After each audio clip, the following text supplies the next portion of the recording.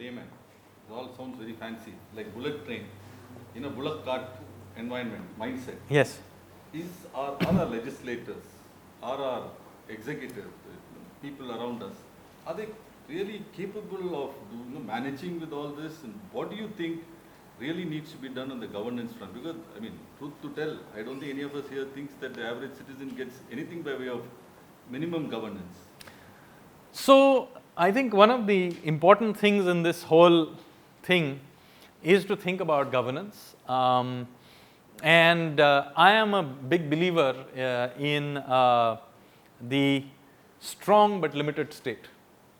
And I'm going to go into a little bit of history on this to explain what I mean, because essentially I am an advocate of the Chanakyan state. Now, unfortunately, Chanakya is always called India's Machiavelli. Now, this is a true insult to Chanakya, because Machiavelli was a small-time failed political advisor in a tiny place called Florence, and he had even been thrown out of his job. That's when he wrote the book. Chanakya was the creator of one of the largest empires in the ancient world. Not only that, the Machiavelli's The Prince is a very limited agenda of talking about how to retain power through unscrupulous means. Now, that is not what the Arthashastra is at all about. Arthashastra is a manual for governing a kingdom. So, it has a much larger ambit. It's about governance. And yes, it talks about spies, but only in the context of how to maintain order. So, and therefore, I think the interesting thing is to revisit the Arthashastra as a part of our political thought process. So, what is Arthashastra talking about? Now, obviously, the specifics of each measures that he's talking about are related to his age and technology of that time. But interestingly, Kautilya himself clearly writes out some of the principles he uses. And he says that what is the role of the state? And he's very clear. The role of the state is to maintain, is to make sure that we do not have Matsya Nyaya. What is Matsya Nyaya? Matsya Nyaya is an environment where the big fish eats the small fish. So, the whole point about the state is to avoid Matsya Nyaya. So, therefore, when we read that book, he's all about enforcement of contracts. It's about the justice system. It's about consumer protection, property rights. These are the important things the state should be doing, not welfarism. Now, interestingly, many of these things are clearly stated in the Arthashastra. It's also clearly stated that while the state has enormous powers in doing all these things, it is also a limited state. So, Chanakya very clearly says on the subject of prohibition that the state has no business interfering in the lives of people. He clearly states that people enjoy themselves however they do, they can drink whatever they do, and the next day they get back to work. You can have some general rules about drunkards causing a nuisance, but that is not about prohibition. Very different from how, for example, Ashoka approaches the whole thing. Now, if you look at Ashokan edicts and look at what he's saying, he's now made a big deal out of being a great emperor. But if you read his edicts, it's completely anti-Kautilyan in many ways. Ashoka's edicts say, what's this great emperor thinking about? He says, on the third day of Tissa and the fifth day of Tissa and on the second day of Chaturmasi or whatever, you will not eat fish. And on so and so day and this day, you will not castrate the bull. Like the bull really cares whether his balls are being cut off on Monday or Tuesday. So the point here is this. This is the kind of thinking process that Ashoka had.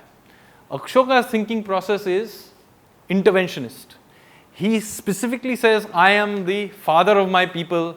I have introduced these dharma mahamantas to look after you just like nanny look after the parent's baby.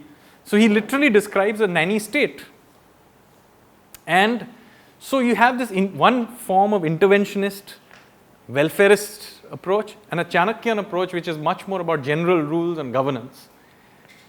As you can tell, I am very much from the Chanakyan school. Unfortunately, since 1947, we have built the Ashokan state. Our republic is an Ashokan republic.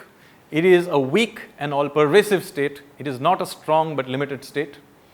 The one thing to remember about all of this is that Chanakya built the Mauryan Empire. It collapsed under Ashoka's reign. The Mauryan Empire collapsed while Ashoka was alive. So this experiment has already been done once before. We should learn from it. We can ourselves see the problems from it.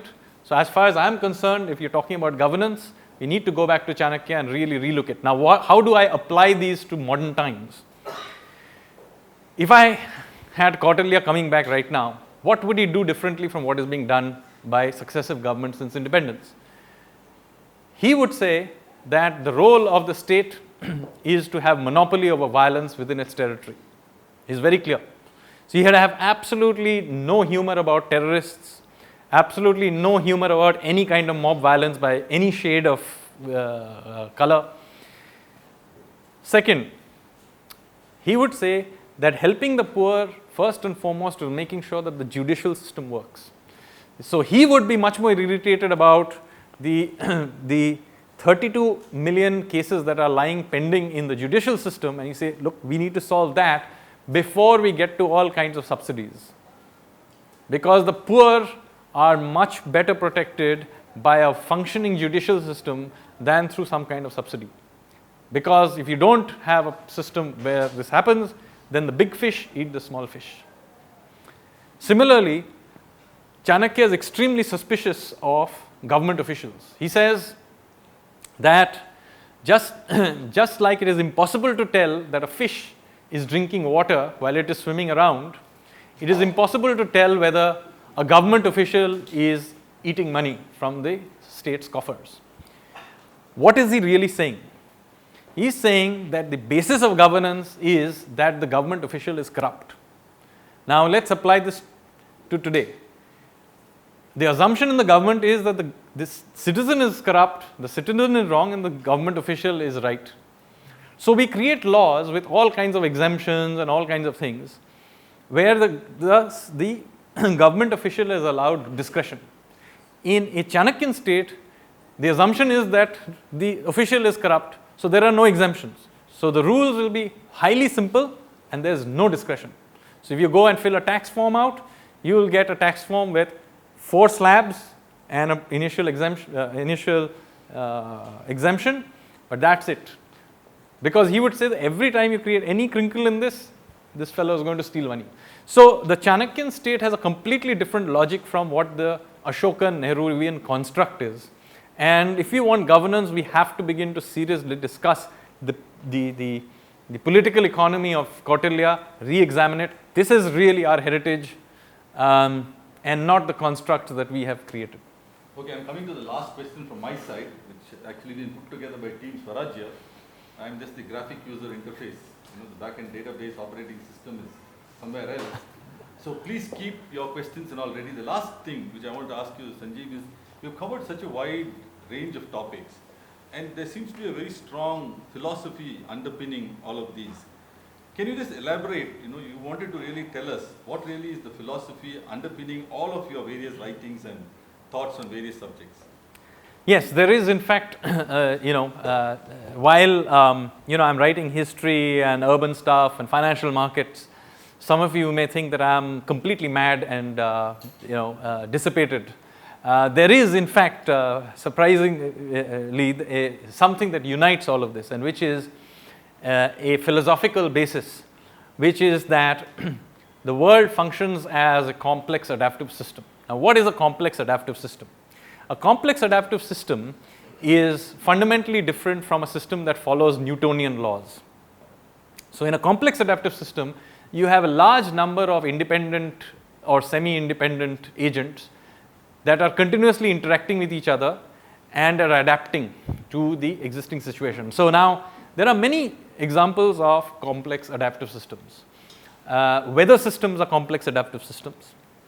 Languages like English are complex adaptive systems. They are continuously new words, usages are being used. This does not mean that it's difficult sometimes to define complex adaptive systems because they are adapting continuously. So simply defining all the words of English and all its grammar will not mean that you can define English. The same thing, by the way, Hinduism is a complex adaptive system. It's very difficult to define Hinduism, but when you see it, you can recognize it. So there are many such things. So many of the things that I described are complex adaptive systems. Cities are complex adaptive systems. They are continuously changing and evolving. Financial markets are complex adaptive systems. Now, the way I'm talking about these, you will see that when you have to deal and manage these entities, you have to begin to deal with them in a very different way than if you were doing planning. This is why planning always fails, because complex adaptive systems do not have any predetermined path. I cannot predict where the English language will be 100 years from now. That doesn't mean it will stop being the English language, it evolves in a certain way. The same thing is true of economies, and the same thing is true of technology, the same thing is true of cities.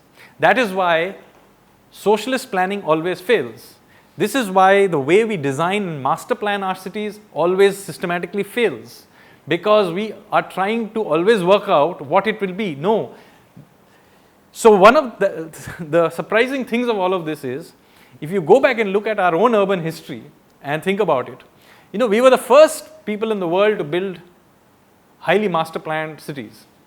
And we did it right in the beginning. These great Harappan and Mohenjo-daro and all these cities functioned for only 300-400 years. And then when the Saraswati river dried up and weather changed, they were abandoned. And these people moved on to the Gangetic Plain or moved south and so on. But what is interesting, they never built these rigidly master planned cities ever again.